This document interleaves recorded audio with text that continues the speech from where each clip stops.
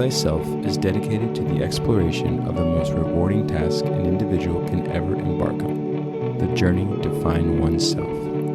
Our intention is to investigate the universal principles that have equipped our species to seek the treasure of all treasures, self-knowledge. With your host, Daniel Pawinski and Eduardo Manteca, this is the Know Thyself podcast. Let's do this. All right. Welcome back to the Know Thyself podcast, episode 20. Episode 20. All right. I'm Eduardo Manteca. I'm here with Daniel Pawinski. Hello. And today we got a very special episode. This is a great way to celebrate the 20th episode. And we are going to do a breakdown of Star Wars and more so the first trilogy. Is that correct? Yeah. We're going to be kind of focusing on the first trilogy from the late 70s. All right. The one that had a great impact. And, we'll break down its origins and many more definitions that either you are aware of or you're not aware of, and kind of just take our time defining each of the meanings behind the trilogy and the story and the characters in the story. And just kind of take it away with the very beginning. So Daniel, as always, let's do this. Yeah, man, no, awesome. Always a great introduction. You're right. And it's the 20th episode. And you know what's going to be, why this was so important for us, I think, for us to kind of not so much wait so long, but to kind of publish this episode is because this episode is going to be really great because it's going to be kind of a recollection of everything we've already studied through this podcast and kind of looked at and investigated. And it's also kind of a precursor of what we're going to get into in the future. So these first 19 episodes, we were really kind of just, again, trying to form that common language and really kind of lay down some common principles that we can really start building this edifice of knowledge from, right? That really strong foundation. Mm-hmm. And we're creating that common language, which is just really, really important. And so it's really kind of exciting because not only is it going to be a great review for us today, but we're also going to look kind of into the future of some of the aspects we're going to get involved with and some of the topics and the occult subjects we're going to kind of look into. And so we're going to just kind of start digging and really see how deep this rabbit hole goes. And again, it's our utmost pleasure to be on this journey with you, to be kind of going down this rabbit hole. And how we're going to kind of approach Star Wars is we're really going to just kind of look at this trilogy as a whole holistically today. We're going to kind of just look at the larger themes and kind of what made it so appealing to so many people and how it kind of transcended generations at the same time. And then in the future, what we're going to do is we're actually going to go and break down each episode. So like The New Hope, The Empire Strikes Back, and The Return of the Jedi. We'll actually go through and we'll kind of take it scene by scene and really see the evolution of what we're talking about today and really kind of look at specific aspects. So today, we just had so much information just talking about the themes of it. That's how we're going to kind of approach it. And like I said, this is going to be a really good precursor for what we're going to be covering in the near future. So, I think the best way I've ever heard Star Wars being described was being described as a space opera. And it really is, because it's kind of this majestic, beautiful story that kind of comes together. And that high-tech space battle that is presented to us is kind of merely just the fictional vehicle for these esoteric hermetic principles to be introduced to the audience. And for the ability to introduce these aspects like it does, it really does stand alone. There are other really good space classic movies that kind of touch on this, and TV shows like Star Trek and maybe Firefly. But this one is going to we're really going to talk about George Lucas really stacking the deck with these hermetic principles and these archetypes and these tying back to mythology. And it really is what's going to make this such a spectacular movie, both visually, but more importantly, internally, with kind of the evolution of our soul. I've heard people talk about it as in, with the hidden meanings and all, as like the cosmic consciousness. Yes. And again, I don't want to jump ahead too much, but I know that they kind of put in a lot of those pagan rituals in there, and like a lot of the pagan religion, again, the rituals in there. But I know that people I've seen that when being presented as like this cosmic consciousness, you know, that we'll get into. But yeah, go on. I'm sorry, I don't mean to interrupt. Just getting so excited right now. Yeah, no, it's such an exciting topic, man. And yeah, the cosmic consciousness is what we are going to kind of break that down very soon, because that's going to be kind of really almost what we're talking about with this whole idea of this force. But really just what stands out in this trilogy, this original trilogy, is really why those movies don't have the same impact today. It's because they're not so dense with this esoteric information, and they're not really calling on these internal archetypes and these patterns within our consciousness that it's like re-enlightening it to us and kind of, again, when we watch Star Wars and we're seeing this story, you don't feel like you're learning the story for the first time. You almost feel like you're remembering the story. Like the story is almost encoded in you. And we're going to kind of talk about that. So again, this is kind of why Disney has not had the same effect, which is really fascinating, because Disney has made a monopoly on these esoteric symbols and the hero's journey. So it's really interesting. Maybe we'll get into a discussion of why Disney's not approaching the Star Wars franchise quite like George Lucas did with his original ones. So yeah, George Lucas is really going to stack the deck in this movie. So he's like almost trying to like hit a home run, because he's going to call upon all the work of Carl Jung that was later kind of distilled to a little bit more digestible form through Joseph Campbell. Joseph Campbell made the archetypes and even the hero's journey a much more approachable topic, right? That's why we covered him when we did the hero's journey. But he's really going to do that, and he's going to insert all this information that really Carl Jung really brought back into the surface about archetypes, mythology, and that internal and external fight between good and evil. And again, that's going to be one of these large themes that we're going to kind of see. And then some kind of lighter aspects, not so much lighter, but, different kind of occult aspects, like the aspect of friendship. Which we've already spoke about. The aspect of friendship has a very high standing within the occult, because it's such a free will decision, right? Like we spend time together just because we like spending time together. Friendship is this very, there's no exchange of like energy from like a mother to a son, or even like in a romantic relationship. A friendship is just like, I like sharing space with you. So it's this really powerful thing, and it's always kind of held us esteem in the occult. And we're going to see that the celebration of this mutual brotherhood and sisterhood, the idea of fighting fear and evil together, and at the same time helping each other up the ladder of consciousness, right? And we're going to see that, and we're going to actually see that develop in between these characters. And, it's really kind of that idea that like, we need to really take a good look at our friendships and even understand how those aspects work, and how you really want that individual who's going to celebrate your evolution, be happy that you're a butterfly, rather than be like, hey, why are you not a caterpillar with me down here on the floor? So, this idea of facing danger to protect and save a friend, and the idea that they'll do the same for you. So there's like really, really deep esoteric aspects that go down to creation. And then there's almost like those social, esoteric aspects that are going to kind of make themselves present. And really, one thing that we kind of want to approach too with the Star Wars is just the magnitude of the conflict. The fate of the galaxy hangs in the balance. And as these occult esoteric students that we are, and becoming more even aware every day, we find ourselves in almost a very situation. We are kind of in this crossroad between ruin and the stars. And it's very important for us to realize who we are and what we are capable of. And that's really what's going to resonate with this story, because the story of Luke is the story of each and every one of us. Right. So it's why we learn these stories. They not only help inspire us, but they also help define us. And it's really about that universal energy that we're going to be kind of getting into, and the idea of almost that alpha and the omega, and the idea that, sons, we're the sons and daughters of that great king in the East, like we spoke about in a few episodes. Again, we just forget it sometimes. And some of us forget it all the time, but, we have to awaken from that slumber and really kind of see what our true potential is. Right. No, I'm very happy that we're going to cover each and one of these principles, starting with what Star Wars is based off of, and the idea of the perennial philosophy. Yeah, absolutely, man.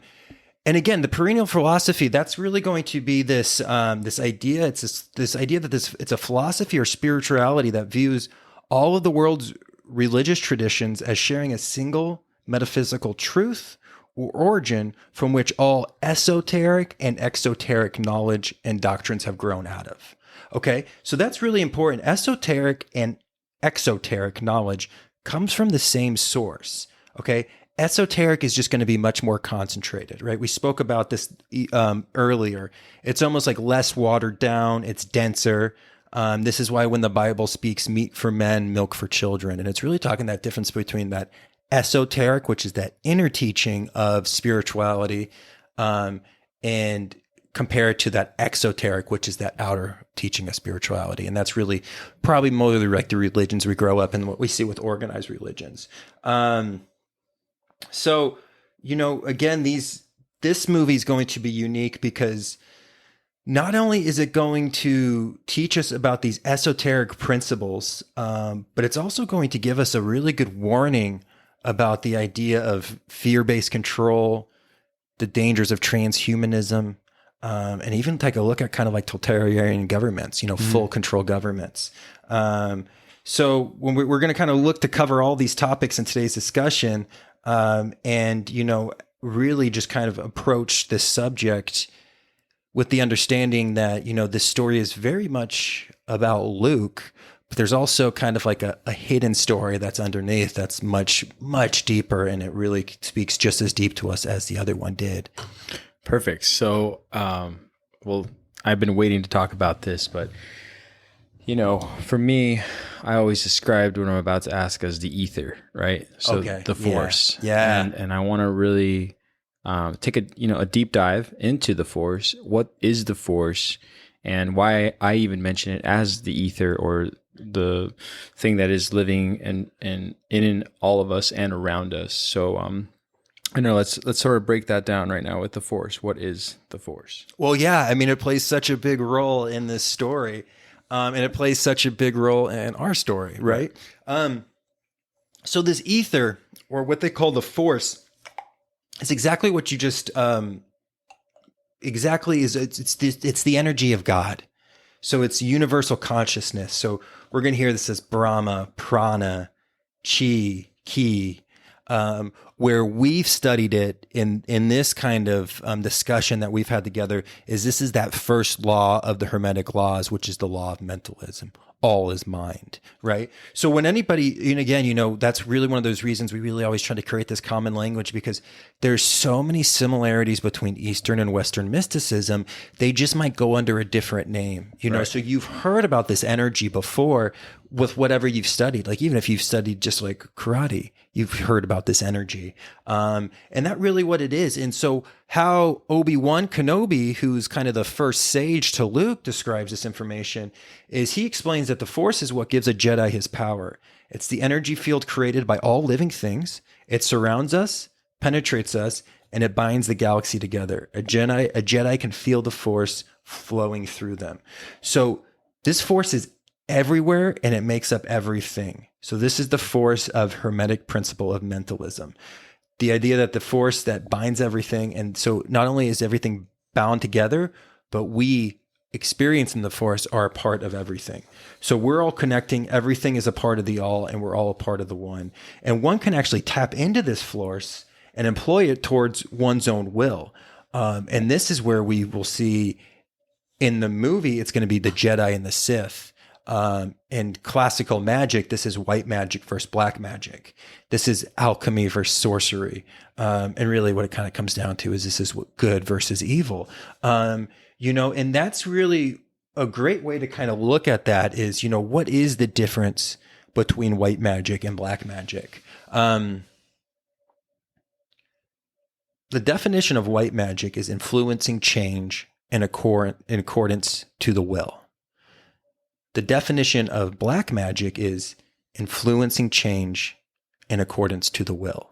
Okay? It's the same definition, but it depends on what will. Okay? So one thing you're going to notice in occult teachings is there's a significance when something's capitalized. So a white magician influencing change to accordance to the will is with a capital W, and that's the universal will of creation. Okay? And that's so aligning yourself with truth and manifesting almost becoming a vehicle of truth and manifesting truth. Where dark magic and what we're going to see with the Siths is influencing change to accordance with the will, and that's that lowercase w. That's my will, my wants, my needs. Dark magic, black magic. This is really again.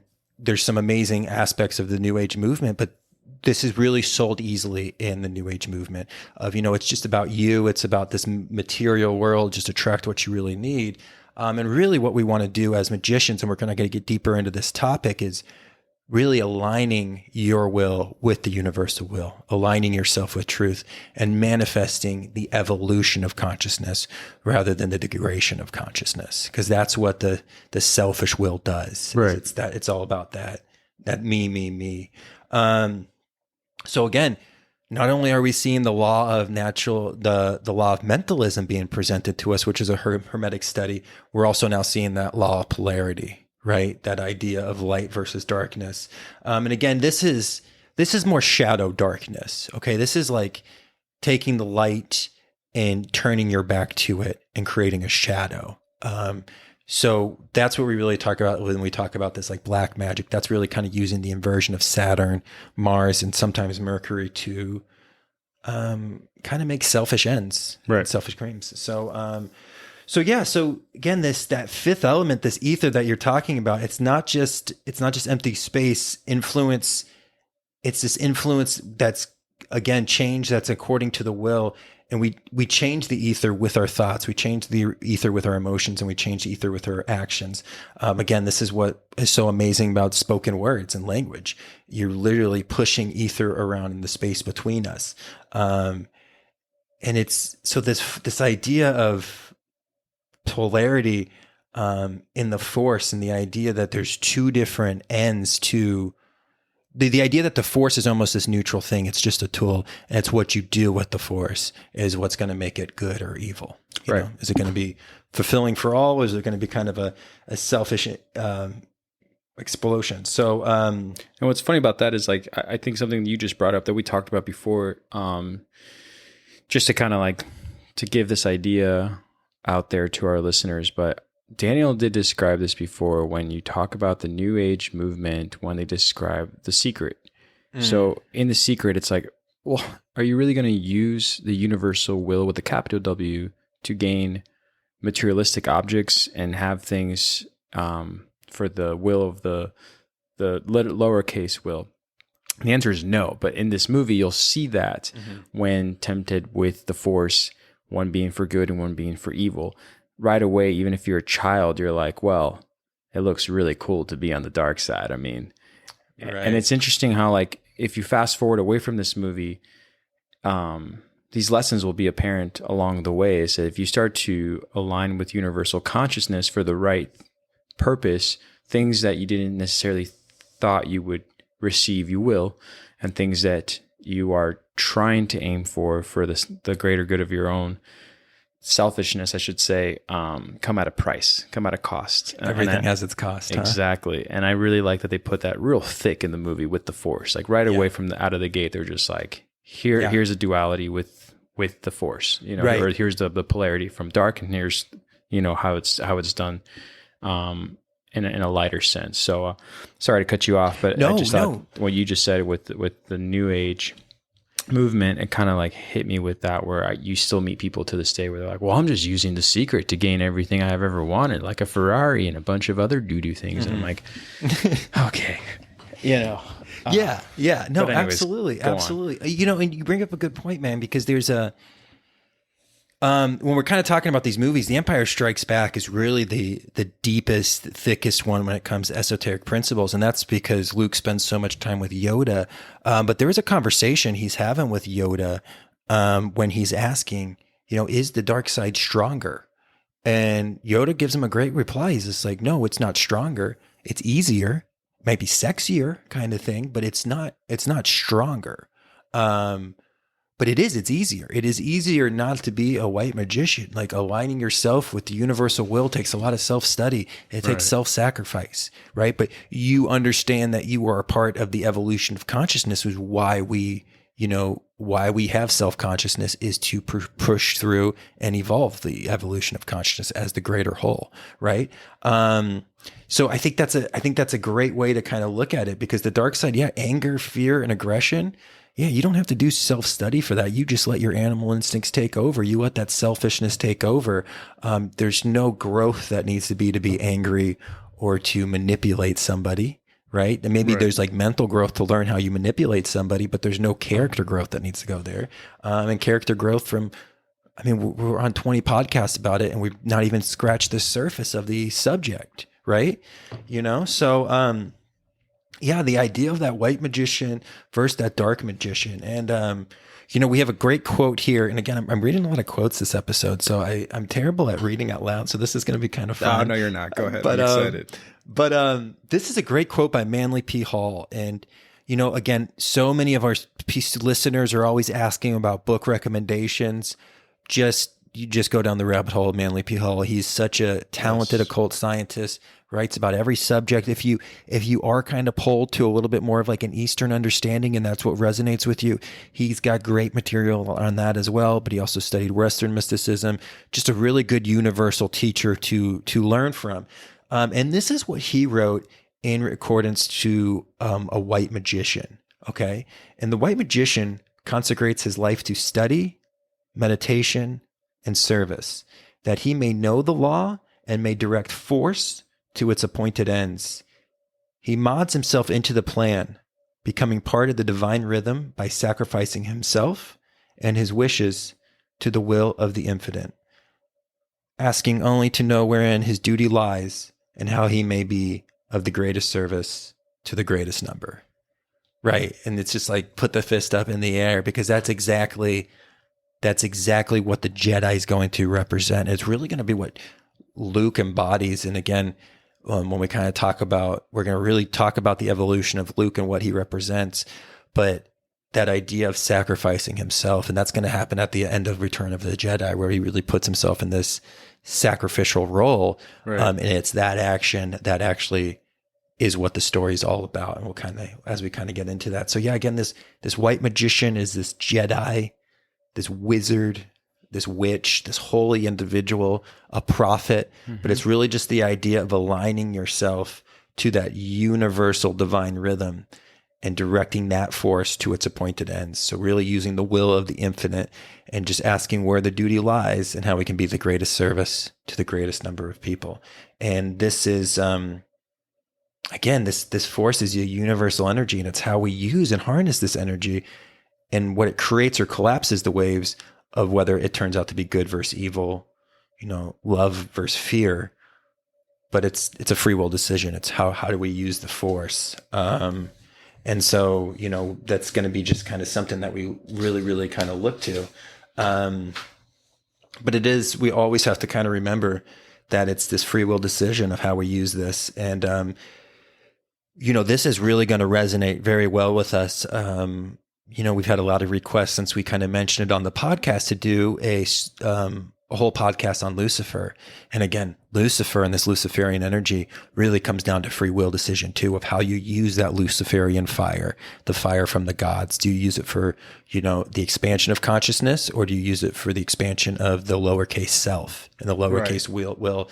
And that's really where you have the angel either climbing the ladder back up to heaven and being reunited with creation, or staying in the pits of hell. And that's kind of where we kind of find this. So, one of the main themes of this movie is Luke learning the Force and how to instill the highest will. Right. And I think that's where we are going to bring up the hero's journey and New Hope, Yeah, right. Absolutely. We talk about, we talked a lot about it. If you haven't heard the hero's journey, I strongly recommend you listen to that episode, but we do talk about, the breakdown of Luke leaving the ordinary world and going into adventure. Obviously there's the separation between him and his parents in this case. There's just so much that happens in that first moment that kind of like takes us along the way of the hero's journey. Right. So, go ahead and let's elaborate on that. Yeah. And again, we're going to really kind of take a look at the New Hope, and we're going to break down, whole movie independently, and we're going to go step by step. But again, this whole saga, this whole trilogy is very much part of Luke and his hero's journey. And we kind of see the different tiers, and we see how when you complete one hero's journey, another one starts back over, right? Because like he goes through this hero's journey all the way through the New Hope, but that doesn't mean he gets a day off in The Empire Strikes Back. No, like he's up to a new level, a new octave of music, but he has to climb that ladder again to get to that higher octave. So, again, it's all about these steps that they take. And this is just an excellent telling of the hero's journey.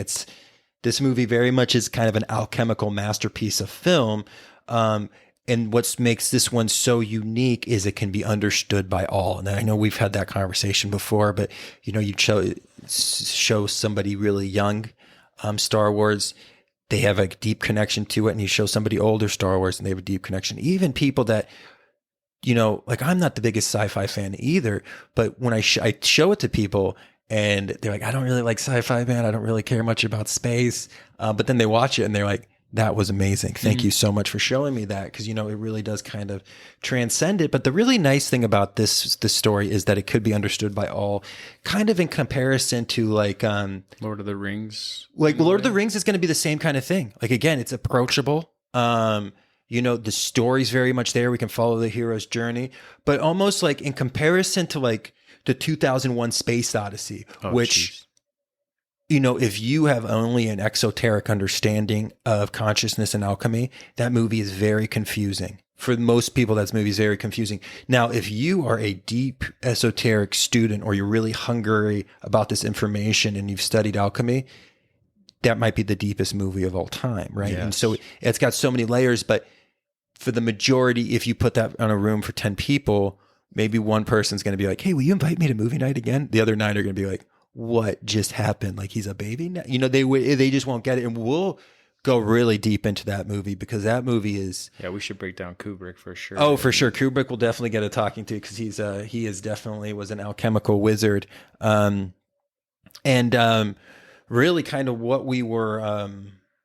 but that movie, again, on the surface, if you're just approaching it and you don't have this strong philosophical understanding, it's very confusing.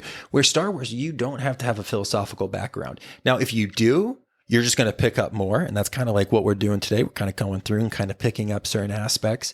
But even if you have no philosophical or even an esoteric understanding, you're still going to have this like connection to it.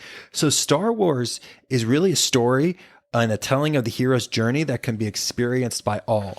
So the hero's journey is on full display. So it's not just only the hero's journey that's on full display, but it's also a perfect setting for the placement of the archetypes, whether it be the setting or the other characters for the hero's journey to develop.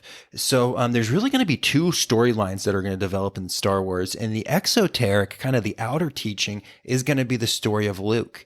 And when we start off with Luke, like you were talking about in The New Hope, he really is the representation of that zero tarot card, the Fool. Again, the Fool is not really how we perceive it in the West. The Fool is like this loving fool. It's all about new energy, new beginning, almost a romantic inspire for more in life, right? So we've all played the Fool card, and we played the Fool card again in our lives, but it's not really so much like this like derogatory mean term. It really just means like new beginnings. Like Dorothy from The Wizard of Oz, she's another great example of the Fool card. It's just that innocent energy right before the hero's journey. Okay, so the Fool is kind of the person you kind of go through the journey with, and it's just like the beginning of the story. So it's the start of the story. We watch our Fool journey through this alchemical archetypes to come, and that he faces in this journey for the stars. And really what this story of Luke is talking about is a very old Egyptian story, and this is the journey from the sun every day, from its birth to its set and its face off with darkness. So again, George Lucas is using these stories that are imprinted in our subconscious and our consciousness, and right. It's the story of us. And that's why he's going to pull in these mythologies. And this is what the character Luke Skywalker is going to be based off of. So Luke's going to be really based off of the sun god, in the later Egyptian times, which was considered Horus. And Horus would travel through the sky, and he would take 12 journeys every day, right? The 12 steps of Horus. And we spoke about this before, but it's always kind of good to kind of react. This is where we get hours from. Right. So Horus, you just switch the U and the R, and that's where we have 12 hours in the day. So it's still this 12 steps of Horus. This is why Luke's name is Luke Skywalker, right? He's representing Horus in this telling of the Egyptian story of the rising of the sun. And so what happens is Horus is born in the east. He takes 12 steps to face off against Set, kind of the god of chaos and darkness. And that's where he's going to have his fight in the underworld with the darkness to be reborn again on the other side. So this is why we still to this day, when the sun's setting, we call it sunset. Yeah. Right, exactly. Yeah. And so what happens is he enters the underworld, and we have that process of darkness, which is night, and then he's reborn again every morning. Our reborn savior, right? The sun. Because if the sun doesn't rise, nor do we. Right. So he is the reborn savior. Every day he makes that journey to face the darkness, goes through the underworld, and is reborn. And that's going to be really, really important. And again, this story is internally embedded in us. And we see the retelling of this story in every culture and every aspect of the world. And again, this is that perennial philosophy, this idea that these stories are within our subconscious. And this is why mythologies, it doesn't matter where you are in the world, when you start studying deep mythologies, the stories are all starting to kind of be similar. So it's almost this internal information. Again, it's that term, that perennial philosophy. It's that imprint of universal consciousness on your soul. And it's there so you can connect with the information and rise up with that information. Mm-hmm. So it's this internal realization of the universal. And we're going to perceive this through symbols, archetypes, and myths. So it's like this universal design or pattern that's imprinted on the framework of our consciousness. It's boundless, it's limitless, it's a pattern of universal expression. And this is what symbols and archetypes are. They're a pattern of universal expression that we can perceive. And this is what George Lucas is going to be aware of these archetypes, aware of these symbols, and aware of these patterns. And he's going to utilize them in every step of the way of developing the story. Even in the aspect of how he speaks about planets and he tells the story of the planets, he tells them in their exalted aspect. Right. So he makes sure he covers everything. And a planet loves it when you tell its story and its exalted aspect, right? We were talking about like Saturn when it's in Libra, loves telling the story of marriage. It's the equivalent to someone taking your picture in your favorite outfit with perfect lighting on. It's just like, yeah, this is me. The planets love when that happens. And we're going to see that aspect happen through the entire story of Star Wars. Again, George Lucas just understood these fundamental principles. And we have so many artists that are out there that listen to this podcast, whether they're, painters, sculptors, or even we have some individuals that make film. These are the aspects you really want to focus on, because this is what really makes that story that is relatable, and it internally wakes something up inside somebody. And it's something we really have kind of lost value of, or kind of lost connection with. And it's something we kind of have to bring back. And we can see this through the telling of this story, how important these aspects are. So we kind of talk a lot about symbols, and we've kind of talked a lot about myths. And we're really going to kind of look at archetypes and the Carl Jung archetypes. And so archetypes, like we were just speaking of, they're kind of this universal design or pattern. These archetypes are these images or themes which have this universal meaning across cultures. And we've seen this in people's dreams, literature, art, and even religion. But one of the interesting aspects is when people get into dream symbols, like the logo of Know Thyself podcast, that sun, right? Now that's the alchemical sun. But when Carl Jung was going through with his patients and he was starting to find these alchemical symbols and he was doing a lot of research on dreaming, he would start showing people certain symbols. And it was waking up people to remember certain dreams that they've had. And people who've never seen the printed version of that sun describe like, no, I've seen that sun in my dreams. And it's part of that universal consequence. So that's why when anybody's ever seen our logo, they might have actually seen that picture before, but there could be an aspect of very familiarness. Mm-hmm. And that's something you're going to see with occult art. You're going to look at it and it's going to be like occult information where you're like, I didn't just learn this. I just remembered this. It's the same thing with these archetypal actually images that come through art. And you come through symbols. You're relearning this information. You've experienced it before and you're just kind of reawakening to it and realigning to it. So Jung's going to believe that these symbols and these archetypes, and even though they kind of came from different cultures, are similar because they emerge from archetypes shared by the whole human race, which is part of our collective unconsciousness. And that's what kind of something you were speaking about earlier. So again, it's this familiar pattern of consciousness that's cross-cultural, and it's this mold or impression of an idea or a theme, and it transcends race, it transcends class, it transcends everything. It's a universal thing.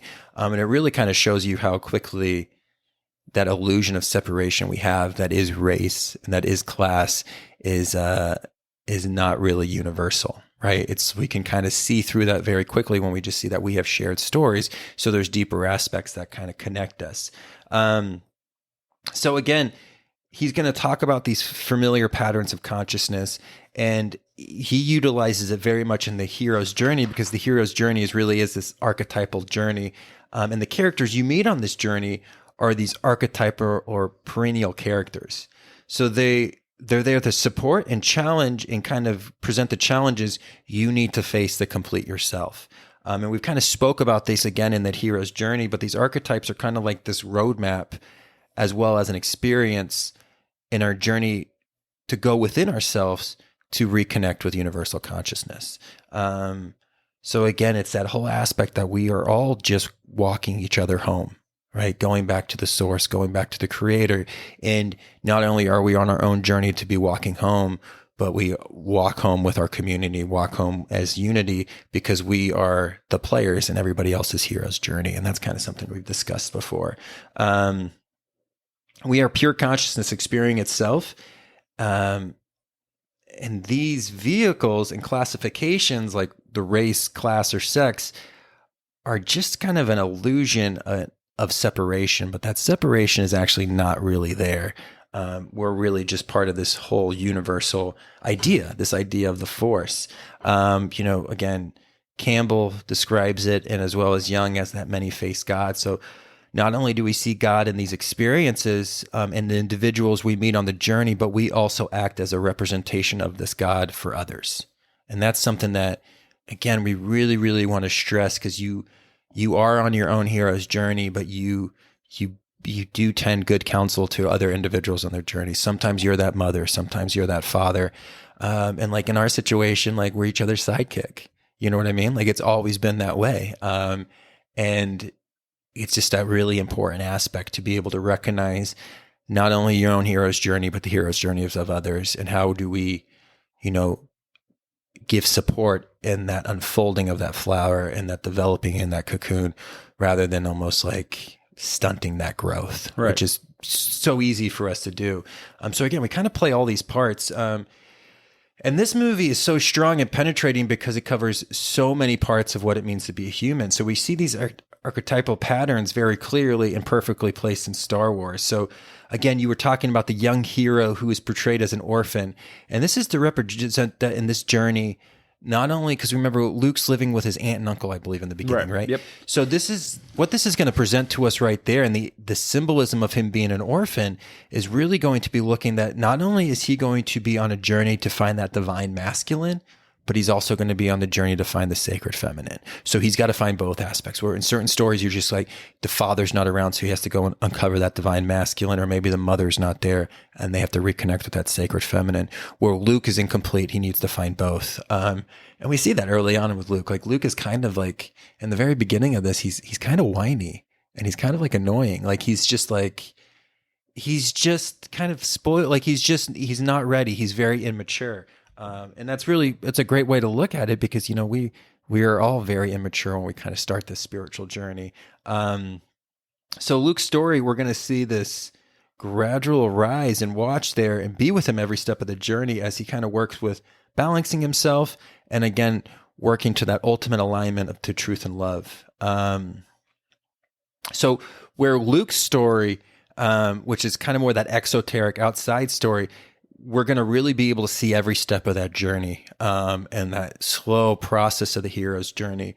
Where the other story that we're going to kind of conclude with is more of a flash or awakening. It's a reconnection to that pureness or that childlike aspect. It's the penetrating, transformative energy and just the true power of true love and true sacrifice, and how it can change a whole life's work in a second when it's really connected with, and just the overflow waterfall energy change that can kind of come from that.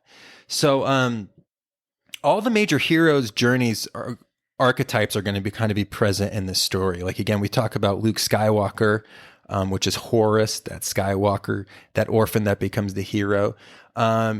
And this is going to really allude to kind of like what you brought up with Frodo in Lord of the Rings earlier, is that the smallest individual in a society can take something down like the Death Star or the Empire, the ultimate evil, right?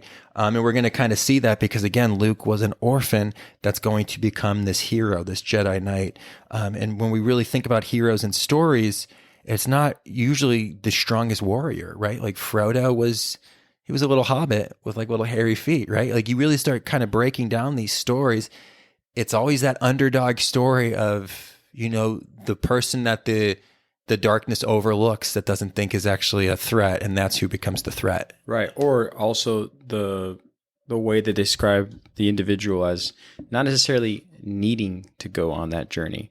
In the case with Luke, you mentioned how he's sort of whining and longing for it because he has almost everything. He has the creature comforts, he has what most people would call like a pretty solid or protective foundation or protected foundation. But I know that in the stories like Harry Potter or Frodo, they both kind of sort of push away just a slight with the, do I need to be on this? Do I need to be doing this right now? Like, why me? There's not so much the longing for proving a point, right? But more so like questioning, why must I go on this journey? Yeah. But it's because of, the journey for the greater good. You know? Yeah, absolutely. Yeah, you're right. No, because remember, Luke meets up with Obi-Wan Kenobi, and then he's just like, I got to head back home. And that's when he heads back home to find that his aunt and uncle have been killed. So there's no return for him to go back. Like he physically, the universe was just like, no, you have to go on this journey. It's the same thing with, again, like when we look at Dorothy in The Wizard of Oz, like she physically can't go back. That tornado picked up her house and took her to the land of color. Like there's no going back. You have to go and complete this journey. It wasn't like, I kind of feel like in Lord of the Rings, it was just Gandalf being like, an unmovable force, like, no, you're doing this, Frodo. And Frodo's like, no, there's so many other people that can do this. And he's just like, does it look like I care? You know what I mean? But again, like, look at Dorothy's stats. She takes down 2 witches and exposes a fraud in Oz. And this is what you would call like a 17-year-old girl. Like, this is not the person you would think that would take away the 2 evil entities in a world and expose another false god, right? And she does it, so again, it's that whole story that anybody can do this. And it's a story that's like why you need to go on the hero's journey. And it's the biggest reason when people tell you like, like when you start kind of really even speaking to like what you would consider a woke person, they'll give you that kind of that response sometimes of like, what am I supposed to do about the problems of the world? And you're like, well, like, what did these guys do? Like, they didn't think they were going to be able to make any change, and they did, Exactly. So it's one of those major things that they're always kind of trying to wake us up to tell you that you are this hero. It's those angels on the threshold who are always just, just outside of our ear reach yelling, awake, and it's that call to kind of, to do something bigger. So again, the first thing we have to do is we wake up and we find ourselves, then we kind of unify with like-minded individuals, and we try to make these changes happen. And we try to continue this hero's journey, because again, every time we go up a level, we level everybody else up. And that's what's so important about it. So, it's going to be all these major archetypes that we were talking about, like that, I guess that unsung hero or that underdog story, or that small individual making such a big change. That's really going to be kind of the focus, and they do such a good job displaying that. And then, we have the other archetype, like the villain, and that's so clearly Darth Vader. Right. And he's that set energy. He's that agent of chaos. He's the oppressor, control. He's fear. And one thing they do such a good job in this movie of, you immediately know who the villain is in this movie, just on his approach, from the music, from his outfit, from how he walks, How he breathes. from how he breathes. Oh, I didn't even think about that, but his breath, right? Just the unhuman aspect of him as a whole, and even the unhuman aspect of his army, right? Of them being clones, right? And how they all just look alike. You don't see any of their facial features, right? There's no human consciousness there. They're very much these like robots. And again, he is just this perfect representation of that Saturn energy. And again, how he uses that Mars energy to create destruction with his lightsaber, right? Which is the color of red, which the lightsaber colors actually have a really, really important significance in this whole story. So, we have Darth Vader, who's going to be the villain of the story. We have the sacred feminine in distress with Princess Leia, right? With her white, pure robe. And she's going to be the one that really kind of connects and works on Luke to kind of call him into action. And it's that female call to action, because that's what brings him to Obi-Wan Kenobi, is the message that she leaves in RTD2. Right. And that's what actually gets Luke to drive RTD2 to find this Obi-Wan Kenobi, because she gives him that message. And again, it's that sacred feminine pulling you toward this occult information. In the Matrix, this was represented by Trinity, because who does Neo meet at the nightclub that brings him to Morpheus?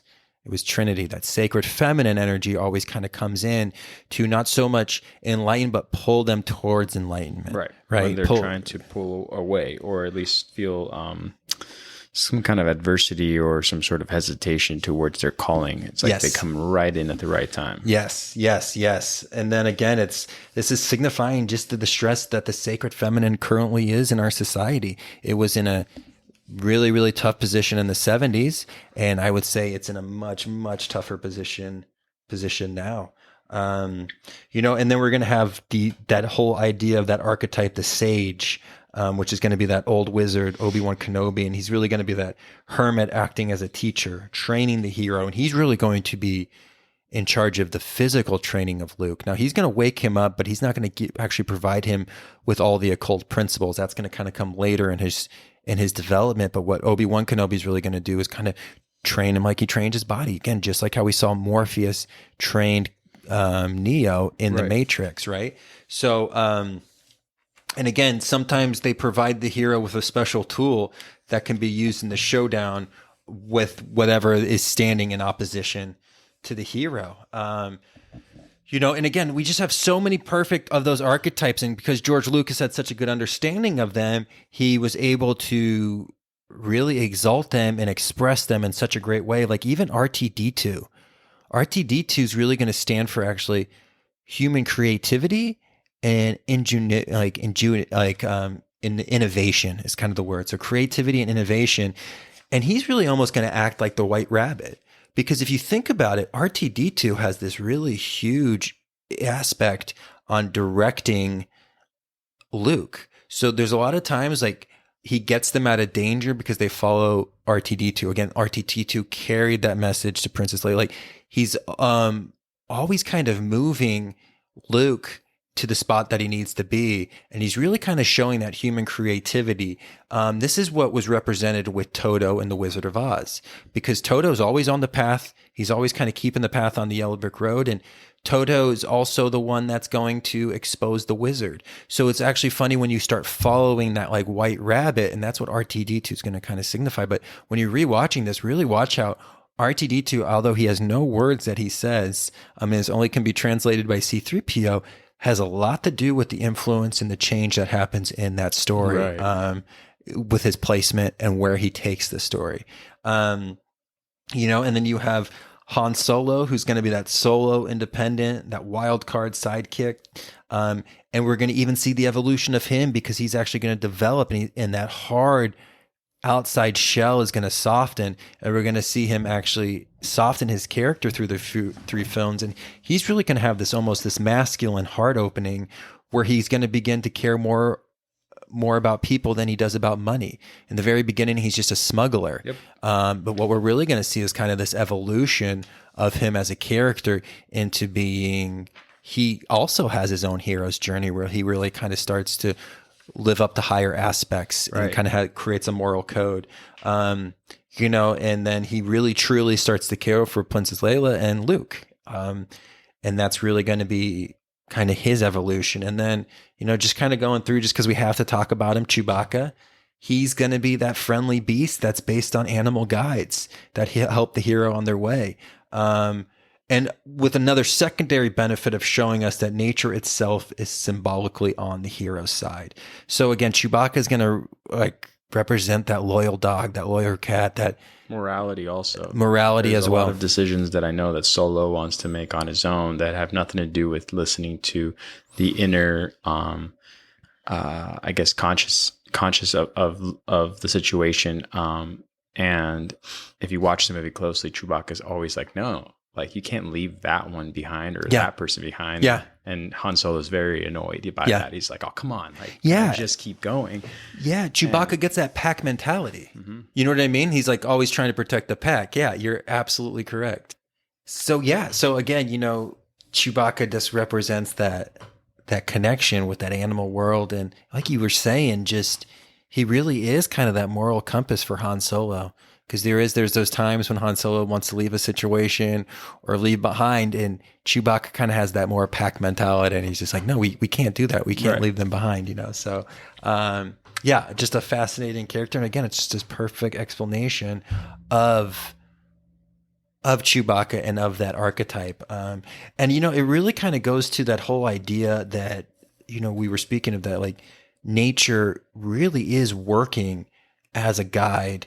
And again, we kind of learned about how nature gives us pain and pleasure when it comes to complete and incomplete knowledge. But we really do see through that character of Chewbacca that sacredness, in a lot of psychedelic experiences, people say that they perceive, they can actually see the living organisms as plants, and they can really feel that energy that's kind of there that we don't normally perceive and are sensitive to.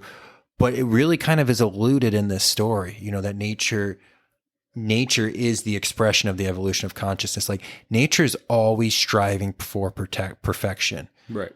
Humans are the only ones that stop. Like humans are the only ones that turn 18 and they're just like, oh, well, you know what? I got my job and I think I'm just going to get fat. You know what I mean? And they just like go on that aspect, and they never look to improve themselves after that. Like, oh, I did what I had to do. I worked, I graduated I went to this college. Now I'm just going to coast for the next 40 years. Like no aspect of nature understands that. Nature is always progressing, is always trying to push the plan of the creator, where we kind of stop. A lot of, not the individual speaking on this, but as for the most part, we kind of stop. So I think it's really, really important to kind of perceive that idea. And even if you're really kind of like an earth-based sign like I am, and it's kind of harder for you to perceive those finer substance, but really, even beyond psychedelic experiences, even if you just like spend a little time in nature, you have this connection with it and you have this appreciation of it. And it's rejuvenating. It really snaps you back into what is important. And what it's trying to tell you is just like, you need to keep working on perfection and getting to that aspect. So again, the significance of Chewbacca is Always just so fun. And then, of course, if we're going to be talking about Hermetic principles and Hermetic archetypes, we do have to bring up the discussion of Yoda. And Yoda, again, the wisdom, Yoda really is going to represent the true teacher of these Hermetic principles. So Obi-Wan Kenobi is going to kind of wake Luke up, but he really never has that time to give him direct instruction on the actual principles and components of the Force and how you utilize the Force to make change have occurrence with the will. So yeah, Yoda's going to really represent the individual or that archetype that's really going to be able to deepen that enlightenment, really kind of go down and start laying down these Hermetic or Jedi principles in regards to the story. And he's almost going to actually give him like almost that Eastern flair of the understanding. And that's really going to be kind of what Yoda is going to represent. So he's really going to be really breaking this down to a science, and he's really going to impart Luke with these building blocks of what the Force is, or this building blocks of creation. And really he's going to, even in how he presents it, because he's going to be the teacher, but he's also very much like that Mercury trickster that we were talking about, like how he kind of tricks him in the beginning, and even how he speaks in almost parables, and he speaks like kind of back and forth, and speaks in kind of a different way, is really kind of what he's trying to do for Luke is he's trying to code the message. So in the process, so they're not only coding the message for Luke, they're also coding the message for the audience, because you have to decode what he's saying to actually put it together, because he speaks kind of backwards. So what that does to you mentally is it makes you actually rearrange those letters. And then from that, you are already in a deeper stage of reflection that you really process the message, where a hero could just say the most beautiful thing in a story, but it can kind of go in one ear and out the other. It's impossible for Yoda to do that. They talk in that code, so it's misorganized, so you have to organize it. And that process of organizing, that process of decoding, like we were talking about with Mercury last week, imprints that deeper into your consciousness. Exactly. So it's almost applying that pressure. And it's also kind of an ode to alchemy, because alchemy very much was a coded science for most of its history, and you couldn't see the true message of alchemy without deciphering the code. And that's still very much today. Like what we're doing today is we're deciphering the code of the alchemical archetypes that are found in this film. And Yoda he's a great bridge for us into a really great discussion that we're going to have on, and that's going to be about the Kabbalah. And one thing that is really exciting as we're kind of progressing, we say we were going to kind of do some foresight of some episodes that are coming. The Kabbalah is an energy transfer system in Western occultism. This is the equivalent to the chakra system in the East. Got it. Okay, so it's just a transmission of energy. So instead of 7 chakras, there's 10 sephiras in the Kabbalah. Now, some of the sephiras are side by side, so it's very identical to the chakra system because there's 7 levels. Right. Okay, so again, it's just this repeat. They just kind of break the information down a little bit, and there's 22 different paths that this energy, which is the emanation of God, travels through, and through these channels is how we kind of see it manifest in our physical world. So it very much is the idea and science behind this force and this emanations. So we're really going to study the Kabbalah, because you study the Kabbalah in accordance to the tarot. You study the Kabbalah in accordance to astrology. You study the Kabbalah in accordance to the Hebrew alphabet. This is why there's 22 letters in the Hebrew alphabet, 22 paths of the Kabbalah. So the Kabbalah is this very unique subject. And again, we're going to get a little bit deeper into it, but it's really the occult science behind this force and almost behind this mentalism. And it's going to give us a much better idea. And for the individuals that study the chakra system, it's going to resonate with them very well, because it's very much the same information. It's just kind of presented in a different pattern or different package. But it's all just about that flow of universal energy. It's that force. And every sephira, the 10 sephiras, is considered to be an emanation of divine energy, or described as like a divine light, which is always flowing, and it's kind of this unmanifested energy ready to collapse. So Yoda, if we look at it, Yod is the 10th letter in the Hebrew alphabet, and Yod, in regards to that, the number 10 is all about the aspect of creation. It plays a really big aspect on the Kabbalah being that number 10 spot. This is why we do math in tens. This is why we have 10 digits. We have 10 fingers. We do in everything to the 10th place. It's because 10 it really is that building block of creation. It's a fundamental building block. So this wisdom that Yoda is going to impart onto Luke is these building blocks of creation, or the building blocks of this force. So he's this hermit, this sage that's going to teach these hermetic principles that we said that are kind of very much given in a code, but it's really just kind of representing the expansion and the continuing of the journey of Luke Skywalker. Right. And he's going to kind of have this experience with Yoda. And Yoda really represents the learning of these principles. Again, so Obi-Wan kind of opened up Luke's mind. Yoda is going to train him how to use his mind. Okay. And again, a great teacher teaches you how to use your mind, how to think rather than what to think. Right. And that's kind of something we want to aspect. And this really kind of alludes to the many teachers that we all have in our life, and how at times we have different teachers, and we kind of, you grow from one teacher to the other, and then sometimes you come back to get more lessons from a teacher you left before. But we have many different influences, many different archetypes. That teacher aspect is always going to make itself present, right? And this is really going to talk about where Luke learns the importance of the truth and the importance of his alignment with the truth. So Yoda really kind of sets up the idea that really puts into Luke's face that you are going to have a decision you have to make. The force is really strong in you, but it can either be expressed through love or it can be expressed through fear. And this is why The Empire Strikes Back is really the most powerful esoteric movies, because this is the movie that Yoda is in it the most. And Yoda is the full representation of these occult principles. And Yoda is really going to be the one that kind of gives the understanding that the rebellion will be successful because they are standing for truth and these metaphysical hermetic principles, and the idea that truth will transcend, the idea that consciousness will prevail. And that's kind of what Yoda is really trying to kind of fundamentally kind of instill into Luke. And again, some of the stuff that they talk about in the swamp are these amazing hermetic axioms, right? Like the idea of do or do not, there is no try. Like, again, it's so simple, but it is so important in our own aspects. Do or do not, there is no try. Again, this is a hermetic axiom that goes from very, very far back, but it's just a great way to kind of take in that information, right? You know, and then we also have, you must unlearn what you have learned.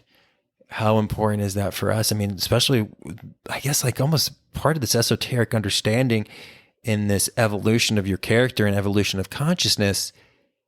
It's almost just as much as an unlearning process it is as a learning process. Right. But you have to unlearn so much junk that was put on top of us and imposed on us. And still to this day, like when you turn on the TV, it's just like, oh my gosh, it's all doo-doo, right? But it's just like, it's a constant bombardment. So you're always, sometimes you really almost put up your defense of what information comes in when you start learning these occult principles. And that's almost bigger than the aspect of taking new information in. It's almost setting up that wall, setting up that boundary in your mind of what actually enters into your soul, what actually enters into your consciousness, which is really, really important. So, again, this is kind of one of the big aspects and the big understanding that's kind of going to kind of help with Luke's progress. And Yoda's really going to have Luke start to face his demons and really start to, you know, he is that whole aspect of going into the cave during The Empire Strikes Back, right? And that's just such a huge aspect, because that really kind of is the signification of that son going into the underworld to face that darkness. And again, who he finds when he cuts off Darth Vader's head? Himself, which is our biggest enemy. So, you know, the idea of conquering our own demons and faults to become the best and the highest person that we can be. And that's all about know thyself and character development. Yeah, and the alignment of truth, as you just said. Right. You know, I really do appreciate you kind of roping those two together, meaning the movie we're describing or the story that we're describing and the parables in it, but the fact that you bring it back to center with his, which is like the alignment to truth. And I think that that's important to remember at all times, because rather than being faced with one entity in like some of these movies or stories, you're faced with multiple and multiple and multiple layers of, I guess, the opposition of truth. Yeah. And it is your, in your journey, it is your obligation to decipher between, you know, what is right and what is wrong. But it's never going to be easy. I mean, that's why I think, you know, just like having to turn the TV on is such a simplistic, you know, act, but it's also like filled with the greatest lies. Yeah. And it's up to you to know how to decipher between, you know, what to take in and what not to take in. Mm-hmm. And so, yeah, the journey is like happening as we speak right now to all of us. Right. Yeah. No, it's, it's very funny how this story is very much an allegory. You know, and we think that they're in such a dire situation in the movie, and then you start reflecting on yourselves and you're like, actually, they had it pretty good. Yeah. But, it's just so interesting, man. And again, you know, we're thinking about these archetypes and how perfectly placed they were, and, you know, what Yoda stood for, which again is that alignment to truth, right? The development of love, using it for the betterment of all. Really, that idea of what a true Jedi is. And then again, we deal so much with polarity, and we see with the Empire. I was just going to say, the Empire is a perfect example of what is not within truth. You know, you're born within truth. The Empire is created. And I think that is a very interesting thing that we should all always focus on. Whatever movie you watch or whatever allegory, you will find that the opposition is one that is presented to you and has been socially created, which is why we bring up the social engineers in this podcast also, is because it's almost the same thing. It's like fear-based. It is, you know, something that is told to you, not something you were born with. You're not born instinctually thinking, I can't trust that person. You know, it's quite the opposite. You know, just look at a child and knows exactly where to go and how to feel and follow its true bliss, which is part of the hero's journey, right? Following your true bliss. But yeah, no, this is a great segue into the Empire. So if you don't mind, go right ahead. Yeah, no, and again, man, I like how you talk about how it's almost like the Empire is plastic, like it's not natural. You know what I mean? Like you can tell it, like, you know, when somebody hands you like a glass plate and somebody like a plastic cup or a glass, there's like a fundamental difference that you feel when you're touching it. You're like, this feels real. This feels fake. Right. And that's exactly what the Empire is. It's this plastic Saturn idea, and the Empire is this perfect aspect of Saturn in its worst aspects. Mm-hmm. You know, again, we talked about Saturn and how we need Saturn for the construct of experience, but this is very much the celebration of the darker aspects of Saturn, with the idea of terror, sacrifice, fear, ultimate control, right? I mean, the Death Star is literally a planet destroyer, right? It is Kronos, right? It is coming back around, and again, Saturn, kind of being Mars's big brother, unleashes Mars in a destructive fashion. And again, that's why the Death Star's beam is red. This is why Darth Vader's beam is red, right? To signify that Mars energy. And then it's really interesting. Luke, in the beginning, his lightsaber is blue, which actually represents that sacred feminine energy and kind of the connection he's having to that. And as he accelerates and climbs the level of Jedi, he becomes green. Mm-hmm. And green is really the color in our electromagnetic spectrum that we can perceive light in. Is that middle path. The middle path. Right. And that's why nature is green, because it's always trying to show us it's in balance. And that's why when stuff is green, it's in balance and it's healthy. And that was a color that Luke grows into. So he's very much gets awakened by the sacred feminine, and then he makes up his path. But instead of going all the way to the Mars side, he's going to stop in that middle path. And that's what he represents. And it's a very important aspect to kind of look at, is like how his lightsaber changes as he evolves. And he becomes truly that Jedi master.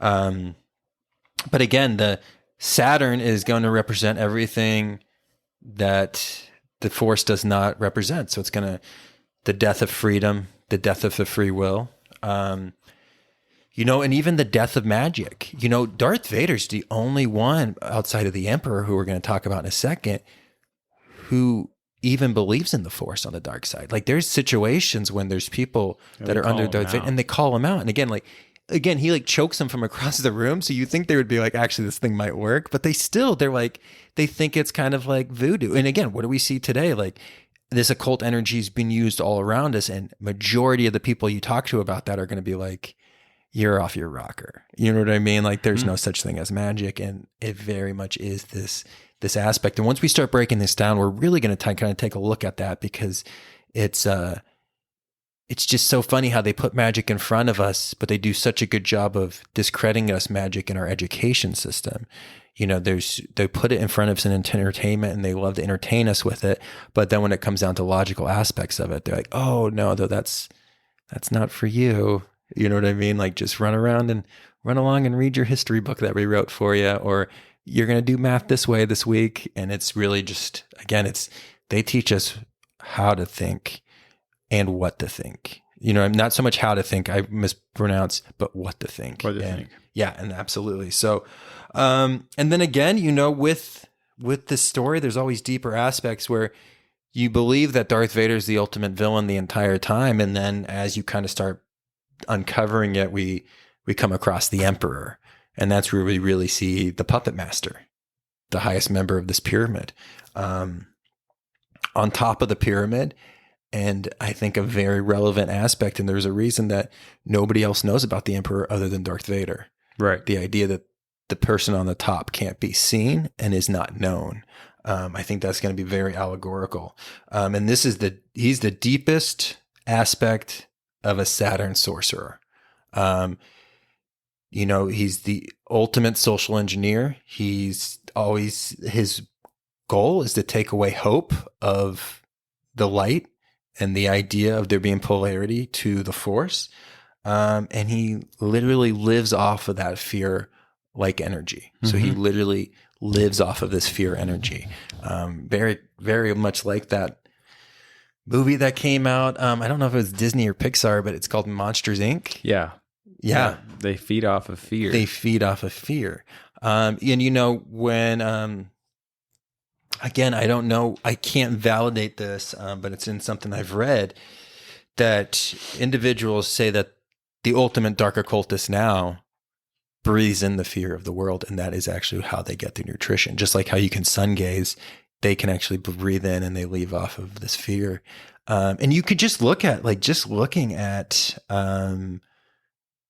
the Emperor, they just look like, he looks like death. He looks disgusting. He looks everything you don't want to become, right? He's that aggressive. He's that full of hate.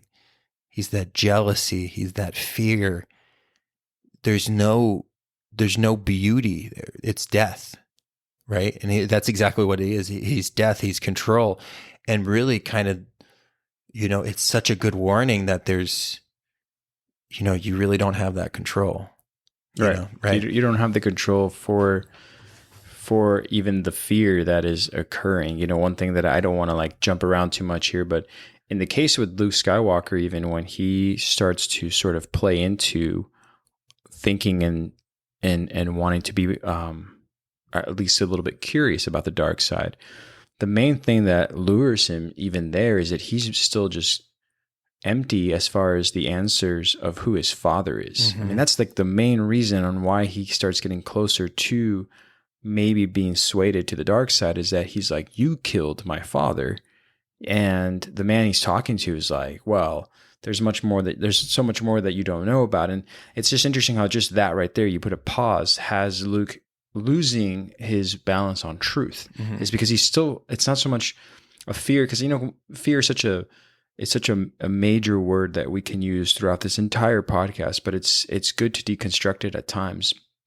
And what we're saying about the Emperor, there's only manipulation on his end, 100%. He constantly whispers at Darth Vader, his puppet, who's also sort of, if you learn the story of Darth Vader and Anakin, and we'll get into that later on, he also has a very much parallel life to his own blood relative. And that is that, you know, he's an orphan, or at least, you know, he loses his mother, which causes him to have a whole slew of reasons to have anger and to have resentment, and there's just so much that goes into it. But Right. a lot of that goes into like you realizing like, well, why is it that in the end, when it comes to the Emperor telling Darth Vader to kill his own son, Darth Vader, if you look, he has a moment where he walks into that middle path. And this whole time you're thinking this whole polarity, right, between darkness and light. Right. But it's like he has to choose. Do I listen to this empty force that we're talking about, which is the Emperor, or, this pretty much helpless individual who is his son? Mm-hmm. And I always thought it was so interesting that like he ends up killing the Emperor. Yes. Oh, you did it. That's exactly it, man. That's yeah, absolutely. As you call it, the zinger. But Yeah. I mean, if you want to kind of break that down, I mean, no, that is the story of Star Wars. The stories of Star Wars. The exoteric story is the story of Luke and the hero's journey, but the true story of Star Wars is the redemption of Darth Vader or Anakin Skywalker. And the whole story, once you kind of start picking up on that and kind of reflecting on that, makes itself apparent. And when we were talking about how with that exoteric story and that story of Luke, we see the gradual changes. We don't think we're seeing any changes in Darth Vader, and we don't. Darth Vader is staying to his materialistic Saturn plan. It's not until Luke, again, you brought up a really good point, because Luke knows he has to face off against Vader because he learns that he's his father during The Empire Strikes Back, right? So then through the entire Return of the Jedi, he knows that that's his father. And he has this aspect of, I know I have to face off with this individual, but I don't want to kill my father. It's who I've been looking for my entire life. Okay. And it's not until Luke becomes face to face with the Emperor, and the Emperor tells him, you have to make a choice. You either become with me and your father and you join the dark side, or I kill you. It's Luke's pure sacrifice of saying, no, I'm willing to die for the Force and to die for the light side. It's that sacrifice of the son to save the father. So it's Luke is sacrificing himself. And in that aspect, Darth Vader wakes up because of that sacrificial love energy, and it penetrates him, even though he's barely human. Because remember, not only does his actions have made him this machine-like thing, he's physically mostly machine. There's barely any human left. And that aspect of Luke, the son, sacrificing himself for the father, is going to ignite and enlighten Vader instantaneously. Right. And that's what's going to happen. And this is what the largest aspect of that story is all about. It's that redemptive factor of love. And that sacrifice love can overcome any darkness. And this is the aspect of how love works and how it can transcend.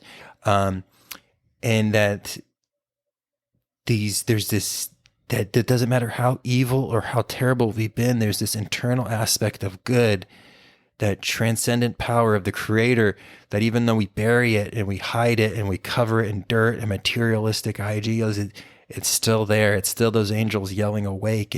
And Vader has this revitalization and this whole re-enlightenment when he sees this aspect, and we see him open up his heart. Everything opens up for him. And he makes the ultimate move of killing the Emperor, which is fear and this false power that he was given. And again, this is a great ruse, because this whole thing was a ruse, right? Like, they never really had power. They never had any of the stuff that they claimed they did, right? It was only the love energy that was capable for him. And it was him kind of uncovering that. So it's Vader watching Luke accept sacrificing his life rather than to join the dark side.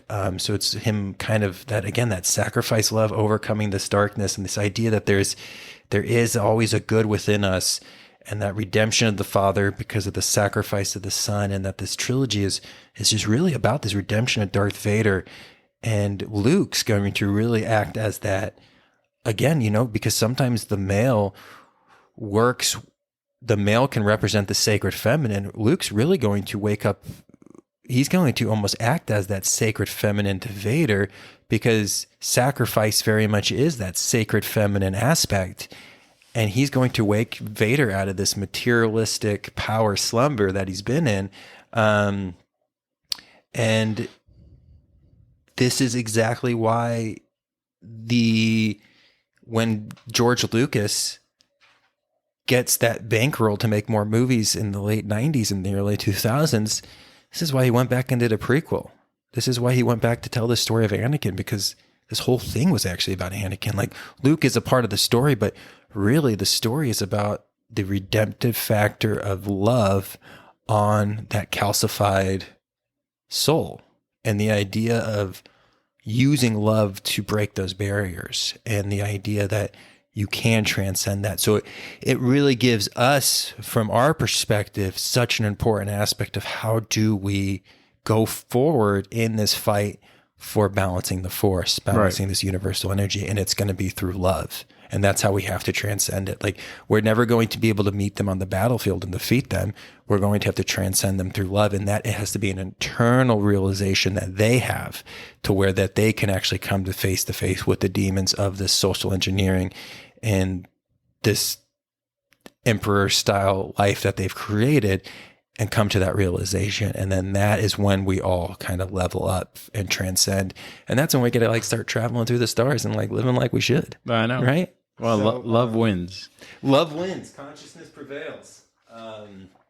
So again, you know, it's just such an important aspect when you kind of rewatching that this really is the story of Anakin Skywalker, and the idea that pain and aggression and this fake power is limiting, but consciousness and truth is eternal, and it is the force that pushes consciousness through, and it's what we are evolving towards.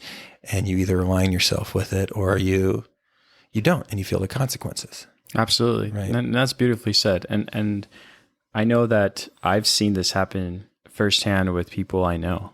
And it's a sad thing to witness. It really is, because in the end, if you watch the journey of, in this case, this movie, this sci-fi, saga, this galactic opera. Oh, that's a good way to put it. I like that. In the end, you watch him, redeem himself, him being Anakin Skywalker, Darth Vader. But if you watch it from the very beginning, I mean, he ripped away from his mother, taken by prophets that know that he has a very unique place in the galaxy, and he must be trained and must be taught how to lean onto what is good and not what is bad. But it's so hard for them because it's an internal battle within the child, which is like, I need to go back to this planet. I need to go save my mother. So again, so you can layer all these things, and the same thing goes for Harry Potter.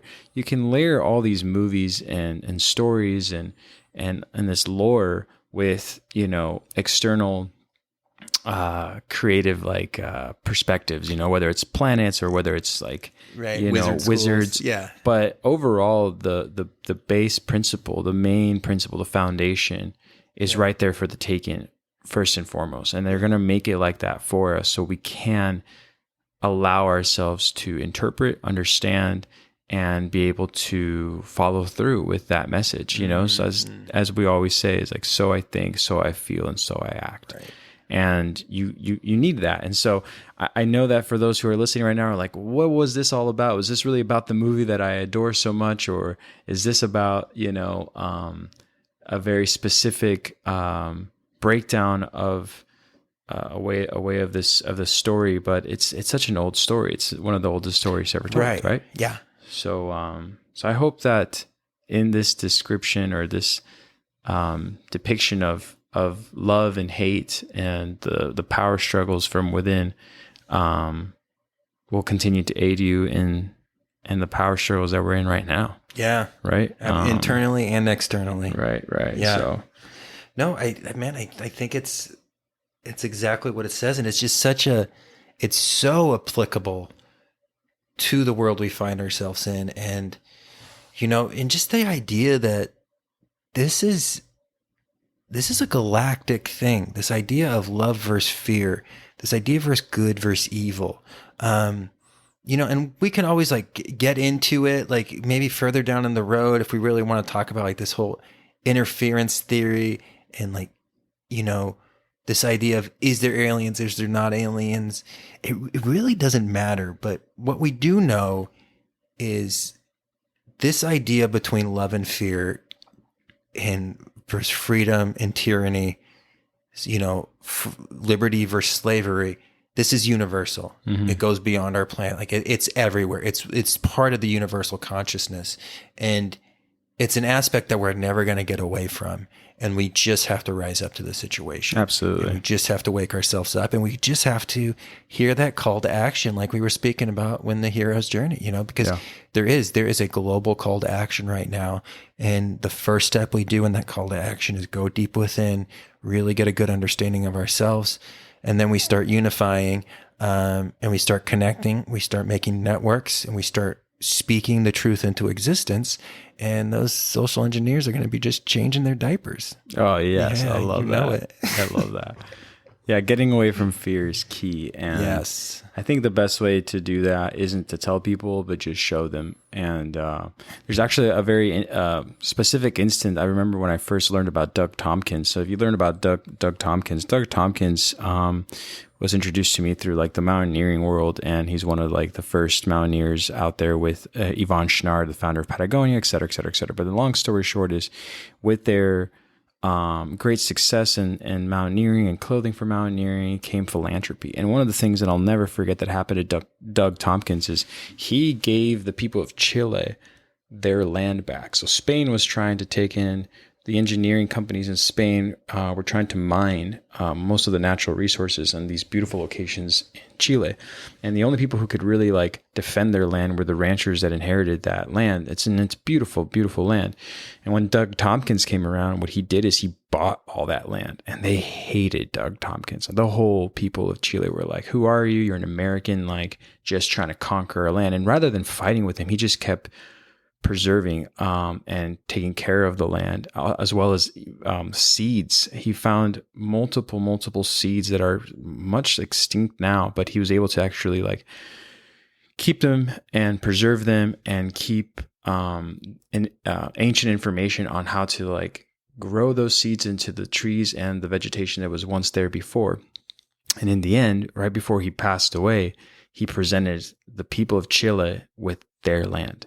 And they were just so baffled. Mm-hmm. They were just baffled. They're like, why would you do this? And he's like, why would I not? He's like, if I didn't do this for you, they would have just taken it. Mm-hmm. And the moral of this like quick little tidbit that I'm going off on is that like fear has taken such control over us that rather than seeing a kind act or seeing an act of greatness happen before our eyes and actually accept it, we were quick to just reject it. Mm. And it took a long time for them to kind of come around and go, whoa, you just did this selflessly. He's like, of course. He's like, what would I need this money for? Yeah. And so what I'm saying is like, it's a tricky balance that even we don't realize we're under this spell of mistrust, and we're taught that. And we need to start sort of letting go of that and gain grounds for trust again.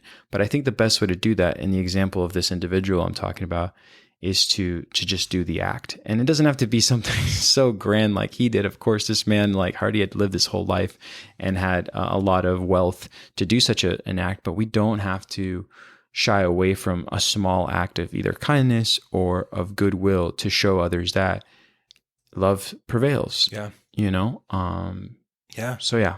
No, I think that's awesome, man. And I think that's something we should always almost end episodes with, that it's action is what is the manifestation and the collapsing of waves. And it's so important. We can think and feel what we need to do, but do we actually take the proper actions? Right. And, and it's so funny because you do talk about like how they taught us to mistrust, but what they taught us to mistrust was mistrust your neighbor, mistrust even your family, mistrust us, but trust us, trust the government, trust the TV, trust your Netflix account, trust what we're saying, but mistrust everybody else. Oh, they're just trying to get you sick. Did you see that? They're trying to get you sick. And exactly. It's just like, I don't think they're trying to get me sick. But again, that's exactly what we find ourselves in.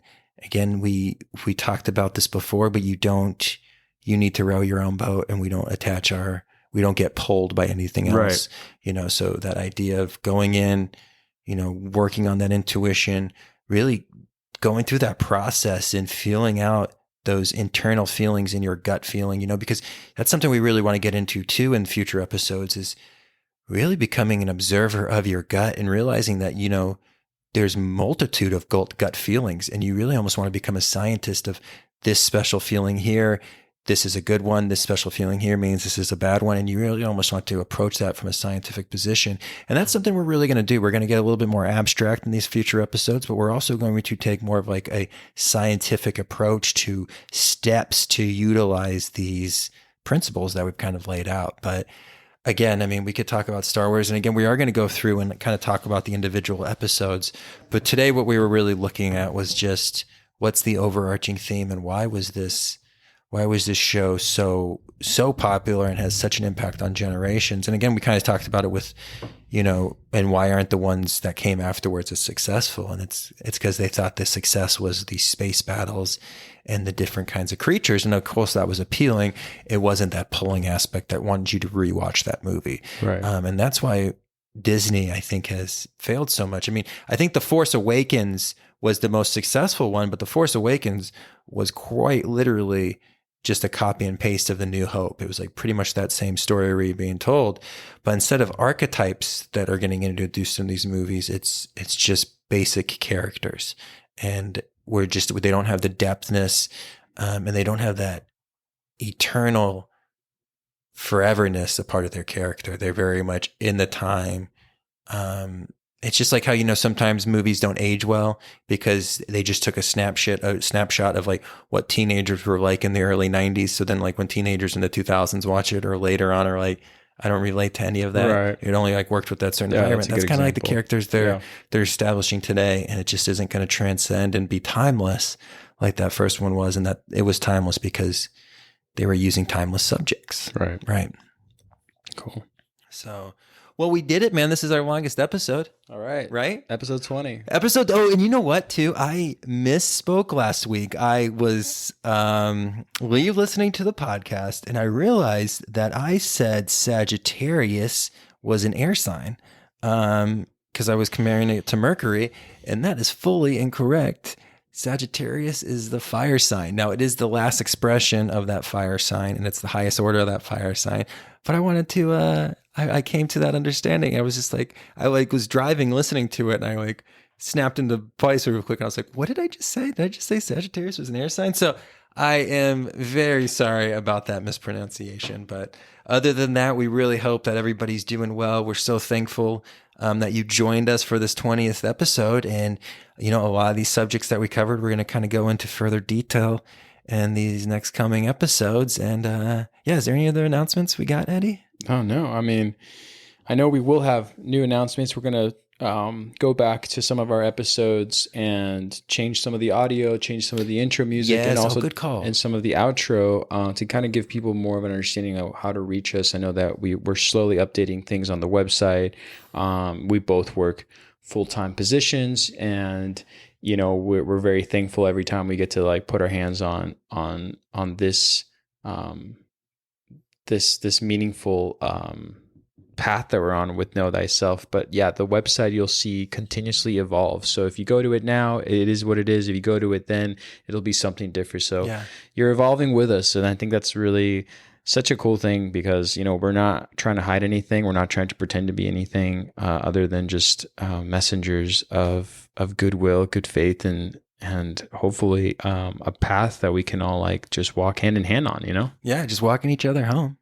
This is where I would cue in Star Wars music. I think we'd get sued. I think we would get sued, so I don't even know. But bring it on, Disney. Exactly. No, but I think that's pretty much it. With that being said, until next time. Until next time.